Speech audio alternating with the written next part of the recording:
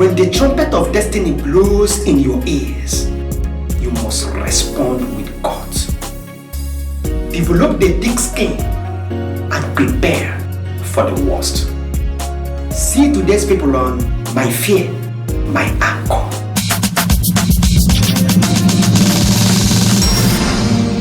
This is Home Alone. Since I lost both of my parents, though I am not actually home alone when I have my elder brother who takes care. What am I even saying? Does he take care of me or I take care of him? Whatever. In life, some people wake up, brush their teeth, take their bath and put on trouble as a cloth. I don't want to drink Gary again when I come back in the evening. You have money, but you don't want to bring it out for feeding. Michael talking to Richard. But Richard is not even saying anything. Staring at Michael as he leaves. Every morning before he could get to where he's going to, he must have served 2 or 3 persons. Heart trouble tea.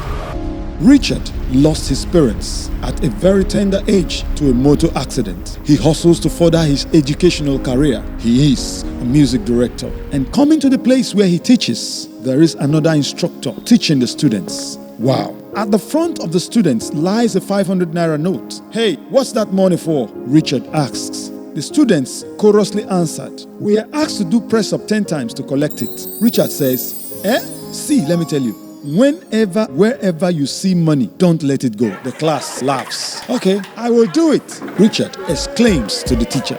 He starts the press up as the students counts for him, laughing uncontrollably. Because he is not used to this exercise, he wasn't finding it funny, but strives just to make sure the 500 naira note enters into his pocket.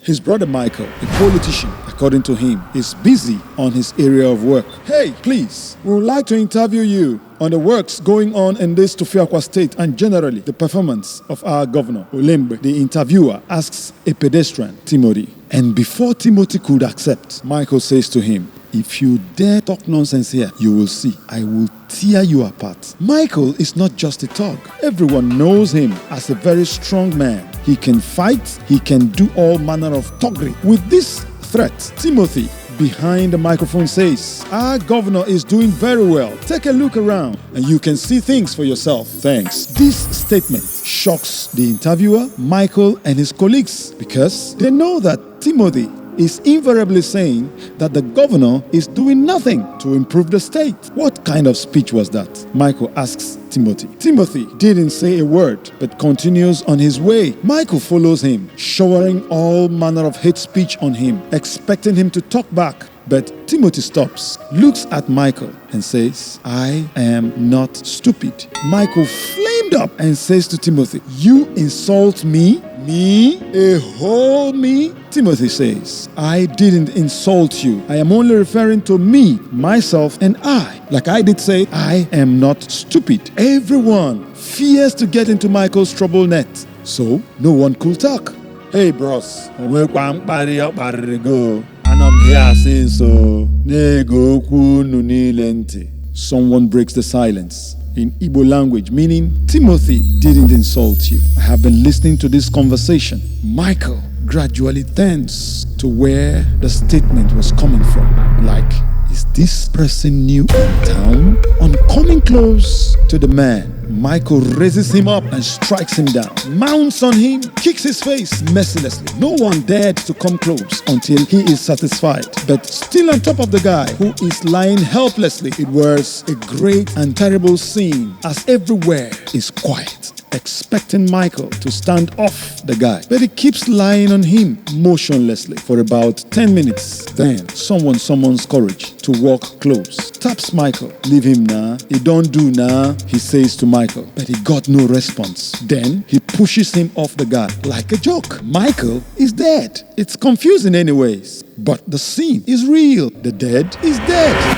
How could someone sustaining so much injury survive? And one without a scratch. A whole Michael passed on. Richard in deep and uncontrollable thoughts. After a week of the incident, Richard got an admission to study in Canada, and he's about leaving after spending all his life savings on documentations and just left with a little amount for his flight ticket. Hello, young man. Are you Mr. Richard Odumegwu, a brother to late Michael Odumegwu? One of the strange men who met him at the doorposts asks, and Richard says, "Yes, I am. How may I help you?" The second person opens up, "Well, considering the past incident on how your brother passed on mysteriously, the court has decided that an autopsy should be carried out on the corpse to find out what actually killed Michael, because it's strange." So Richard asks, "So we want you to endorse and fund it, as the amount will be refunded outside the penalty that will be paid to you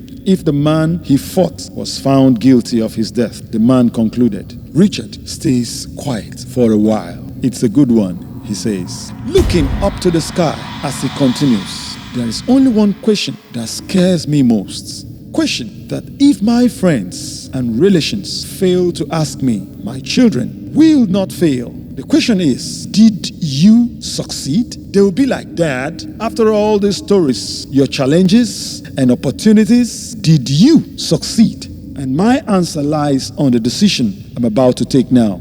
Then he handed back the paper and the pen to them and shouts, "Tell the court to free the captive and bury the dead. Bury Michael. Let his soul rest in perfect peace. If there's anything like peace for him, let alone a perfect one. Bye-bye, Michael. Bye-bye, friends. I'm gone."